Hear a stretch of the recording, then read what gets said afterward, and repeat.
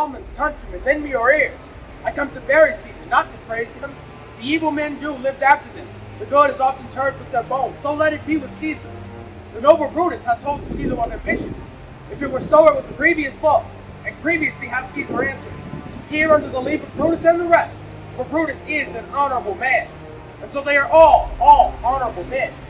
Come I to speak in Caesar's funeral. He was my friend, faithful and just to me. But Brutus says he was ambitious, and Brutus is an honorable man. He has brought many captives home to Rome, whose ransom did the general coffers fill. Did this seem ambitious? When that the poor have cried, Caesar hath wept. Ambition should be made of sterner stuff.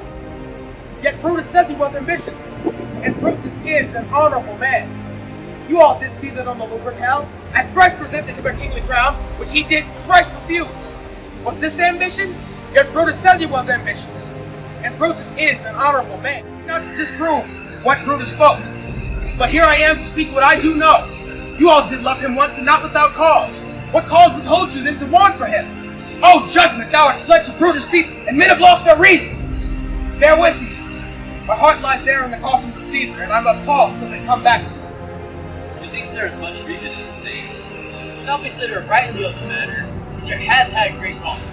As he has, he did a little worse from his place. Mark ye his words, for he did not take it down. Therefore it is certain he was not an ambitious man. Would be found so, some will do revive it. A poor soul, his eyes are red as fire sleeping. There's not an older man in Rome. Working now for you begin to speak again. But yesterday, word of Caesar might have stood against the world. Now lies he there, and none so poor to do him reverence. Oh, masters, if I were disposed to stir your hearts and minds to mutiny and rage, I would do Brutus' fall, and Cassius' fall, who you all know are honorable men. I will not do them wrong. I'd rather choose to wrong the dead, to wrong myself and you, than I will wrong such honorable men. But here is a parchment, the seal of Caesar. I found it in his closet, 'tis his will. Let but the commons hear this testimony, which pardon me I do not mean to read. And they would go and kiss every one of dead Caesar's wounds, and dip their napkins in his sacred blood, yea, beg a hair of him for memory, and die, mention it within their wills. We shall hear it. Read it, Mark Antony. Read the will! Read the will! Patience, gentle friends. I must not read it. It is not meet to know how Caesar loved you. You are not wood, you are not stones, but men. And being men bearing the will of Caesar, it will inflame you. It will make you mad. 'Tis good you know not. You are his heirs. For if you should, oh, what would hear? Read it, Antony. Will! Read the Will! Will you be patient? Will you stay a while? I have overshot myself to tell you of it. I fear I do wrong the noble men. Daggers have stabbed Caesar. I do fear it. Traitors! Honorable men! Will! Read the will! They were villains! Murderers! Read the will!